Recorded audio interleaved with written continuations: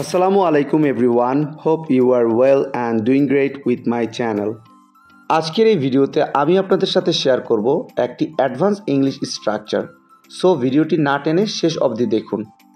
আমার শোনার সময় হবে, তার নাচার সময় হবে, তোমার খেলার সময় হবে, তাদের দেখার সময় হবে। এই প্রতিটা বাক্যে যে জিনিসটা কমন আমরা দেখতে পাচ্ছি সেটা হলো সময় হবে।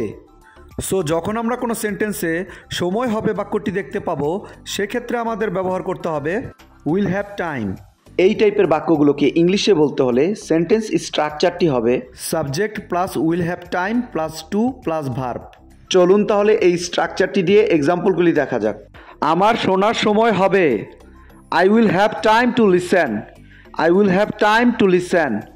তার নাচার সময় হবে, she will have time to dance, she will have time to dance.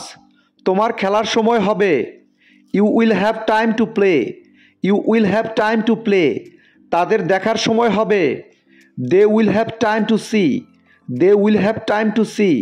I hope এই স্ট্রাকচারটা আপনারা ভালোভাবে বুঝতে পেরেছেন। Now it's your turn. তোমাদের ঘুমানোর সময় হবে, তোমাদের ঘুমানোর সময় হবে। এই বাক্যটি ইংলিশে কী হবে আপনারা কমেন্টে লিখে জানাবেন।